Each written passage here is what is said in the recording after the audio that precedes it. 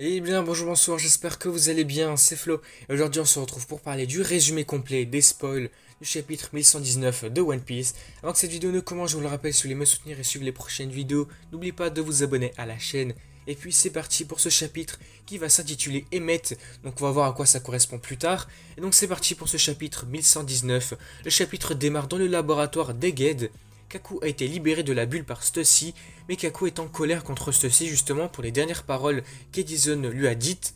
Kaku va dire ami, mais ne me fais pas rire, on n'est pas des amis, un truc comme ça. On va voir ce qu'il dira exactement dans le chapitre officiel.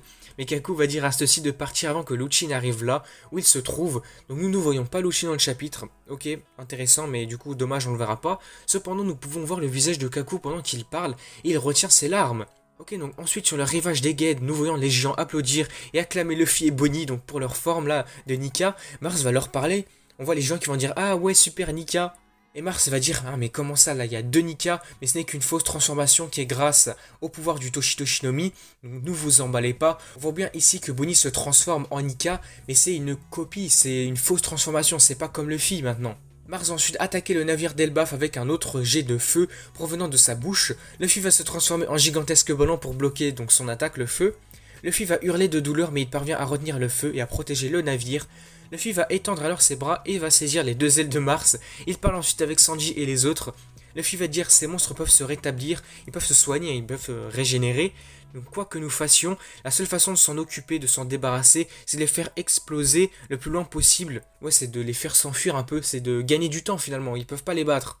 Luffy va ensuite demander à Bonnie que Sanji et Franky doivent attaquer le corps de son ballon, donc son corps qui est en forme de ballon là, avec tout ce qu'ils ont. Bonnie est choquée, mais tous vont suivre le plan de Luffy, donc ils vont faire ça. Donc on verra Sanji utiliser Ifrit Jumbo avec Elle Memories, Franky utiliser Strong Impact Right, et puis Bonnie Tokudai Nika no Punch, Extra Large Nika Punch. Ok, donc tous vont attaquer Luffy. On voit que les attaques combinées de Bonnie, Sanji et Franky vont frapper le dos de Luffy. Luffy va crier et va dire que ça fait mal parce qu'ils ont utilisé le Haki. Donc là, petit mot pour dire, mais j'ai l'impression que Franky ici, on l'a vu je crois avec le liqueur qui en parlait, Franky n'utilise pas le haki pour l'instant j'ai l'impression, on a bien Sanji et Bonnie qui utilisent le haki, mais Franky j'ai pas l'impression qu'il l'utilise.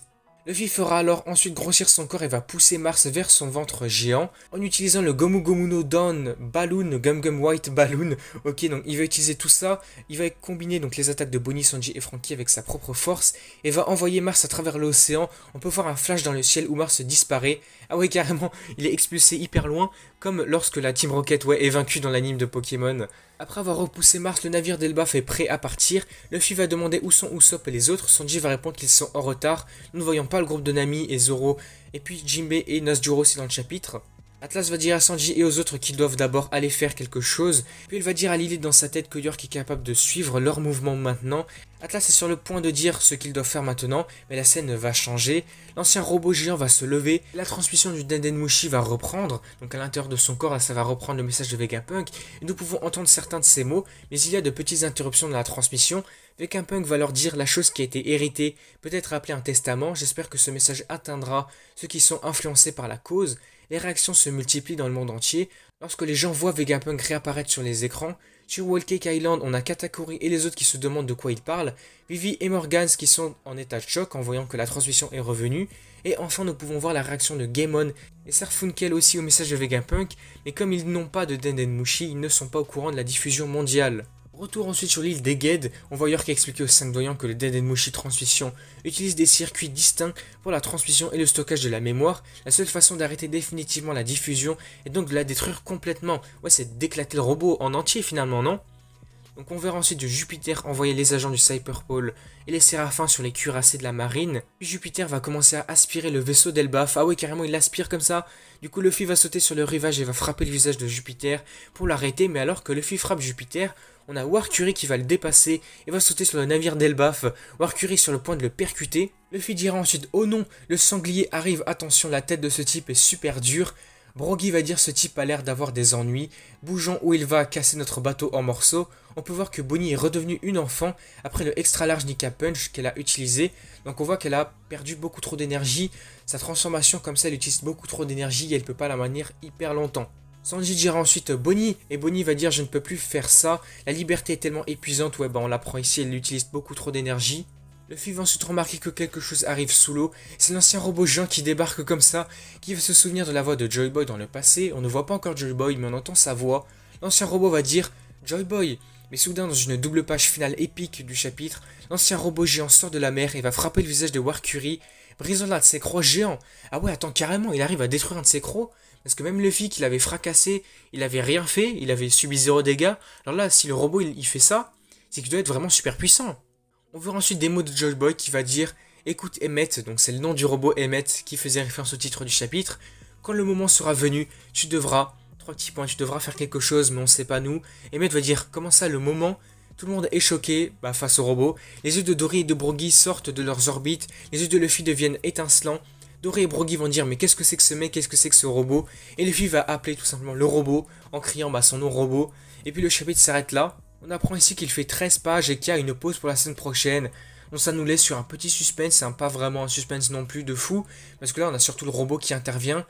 On sait pas trop ce qui va se passer pour la suite, on n'a pas trop de trucs pour théoriser j'ai l'impression à l'instant T maintenant.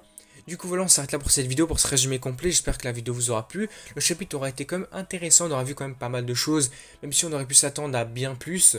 Du coup voilà, n'hésitez pas à me faire part de vos avis, vos théories dans les commentaires. Concernant la suite, qu'est-ce que vous pensez que le robot va faire? Est-ce que là le robot va réussir à retenir un des doyens, ou va faire quelque chose, va lui infliger beaucoup de dégâts, je ne sais pas. Et puis en tout cas, ce qui était super intéressant, c'est de voir concernant la transformation de Bonnie. Puisque c'est vrai qu'on avait vu au chapitre précédent, elle s'était transformée en Nika. Donc ça faisait vraiment débat de partout. D'un côté, oui, ok, c'était bien. D'un côté, non, c'était nul, c'est n'importe quoi. Oda, il fait n'importe quoi. Mais là, du coup, on voit bien que cette transformation, comme Mars l'a dit, du coup, c'est bien une fausse transformation. Elle ne fait que copier Nika. Alors ici, je sais pas si on peut voir si elle peut influencer l'environnement pour le transformer en caoutchouc. Je pense qu'elle peut utiliser le pouvoir de Nika, donc de caoutchouc, que sur son propre corps et pas sur l'environnement, comme le fait l'éveil de Luffy. Mais là, en l'occurrence, on a bien pu le voir, cette transformation, elle consomme beaucoup trop d'énergie. Donc à l'instar de Luffy, elle ne peut pas l'utiliser super longtemps. Alors peut-être que dans la chronologie de One Piece, elle peut l'utiliser que pendant quelques minutes, je ne sais pas. Mais on voit que ça consomme trop d'énergie et qu'elle est redevenue une enfant. Donc j'imagine que là, elle va pas pouvoir le refaire de sitôt. Du coup voilà, n'hésitez pas à me faire part de vos avis également là-dessus. Et puis on verra ça donc dans 2 semaines pour la suite du chapitre. Donc ça sera le chapitre 1120. Donc on fait un petit palier maintenant. Et du coup voilà, si la vidéo vous a plu, n'hésitez pas à liker, à commenter, à partager comme d'habitude. Et puis surtout n'oubliez pas de vous abonner à la chaîne pour me soutenir et sur les prochaines vidéos. On est quasiment aux 1600 abonnés, ce serait cool de passer ce petit cap. Et puis du coup moi je vous dis à la prochaine.